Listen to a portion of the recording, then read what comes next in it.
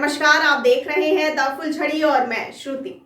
अफगानिस्तान का home minister Sirajuddin Haqqani पहली बार दुनिया के सामने आया। जी हाँ, अमेरिकी फौज 20 साल तक अफगानिस्तान में रही, लेकिन 10 लाख डॉलर के इस वांटेड आतंकी का फोटो तक हासिल नहीं कर पाई। शनिवार को काबुल में अफगानिस्तान पुलिस की पासिंग आउट परेड थी। इस दौरान तालिबान के तमाम बड़े नेता मौजूद थे, लेकिन जैसे ही सिराजुद्दीन मंच पर पहुंचा तो सब के सब हैरान रह गए। आइए सबसे पहले तो ये जान लेते हैं कि क्यों अहम है हक्कानी का नजर आना। आपको बता दें कि 15 अगस्त सन 2021 को तालिबान ने काबुल पर कब्जा किया था। इसके बाद उसने सरकार बनाई।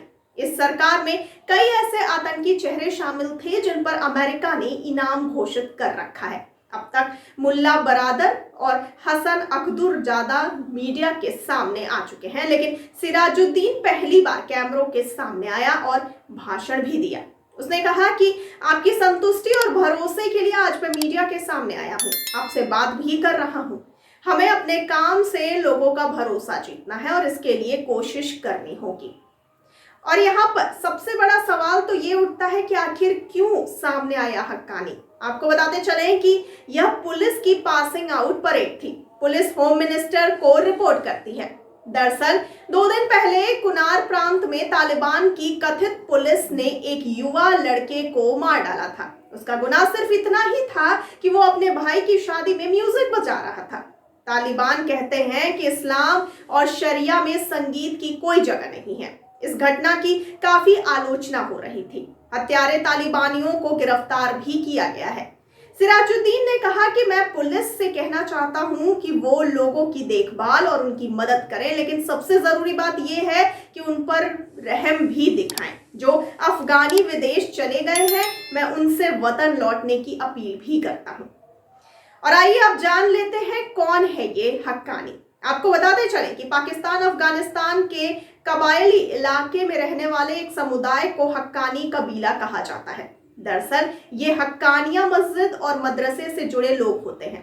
दूसरे शब्दों में कहें तो हक्कानी किसी जाति का नाम नहीं है, बल्कि एक खास मदरसे से निकलने वाले छात्रों को हक्कानी ग्रुप कहा जाता है। इसमें ज्यादातर लोग पाकिस्तान के पेशावर से होते हैं। अमेरिका हक्कानी गुट को हक्कानी नेटवर्क कहता है। पाकिस्तान की बदनाम खुफिया एजेंसी ISI और फौज से इस ग्रुप के बेहद करीबी रिश्ते हैं।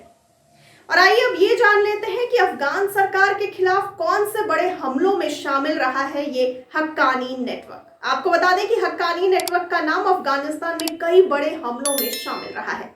इनमें सैकड़ों की संख्या में अफगान नागरिक, अमेरिका और अन्य देशों की सेनाओं के जवानों और सरकारी अफसरों की मौत हुई। इस संगठन के 3 सबसे बड़े हमलों में एक हमला 27 अप्रैल सन 2008 में हुआ था, जब हक्कानी नेटवर्क के आतंकियों ने तालिबान के साथ मिलकर तत्कालीन अफगान राष्ट्रपति हामिद करजई पर ही हमला कर दिया। यह हमला एक हाई प्रोफाइल मिलिट्री परेड के दौरान हुआ था, जिसमें अमेरिकी राजदूत भी शामिल हुए थे। इस घटना को आत्मघाती हमलावरों के साथ बंदूकधारियों ने अंजाम दिया था। हमले में अफगानिस्तान के एक सांसद समेत 3 लोग मारे गए थे। बताया जाता है कि यह अफगान राजधानी पर इस क्षमता का पहला बड़ा हमला था। और आइए अब ये जान लेते हैं कि कैसे भारत इसके हमले का शिकार बना। आपको जानकारी के लिए बता दें कि अफगानिस्तान में हक्कानी नेटवर्क के एक और बड़े हमले का शिकार भारत बना था। जी हाँ, 7 जुलाई सन 2008 को हक्कानी नेटवर्क के आतंकियों ने काबुल स्थित भारतीय दूतावास को निशाना बनाया।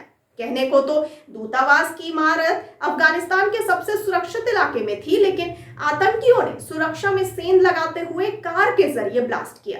इस हमले में 6 भारतीयों समेत 58 लोगों की मौत हुई थी, जबकि 100 से ज्यादा लोग गंभीर रूप से जख्मी हुए थे। आपको बता दें कि सिर्फ इतना ही नहीं, सन 2009 में भी इस आतंकी संगठन ने फिर काबुल स्थित भारतीय दूतावास को निशाना बनाया। आत्मघाती हमले में 17 लोगों की मौत हुई थी, जबकि 63 लोगों की जान गई थी। बताया जाता है कि भारत ने तब अफगानिस्तान में 5,280 करोड़ रुपए के प्रोजेक्ट शुरू करने का वादा किया था। इसी के चलते पाकिस्तान की ISI ने इन 2 हमलों में हक्कानी नेटवर्क की पूरी मदद भी की थी।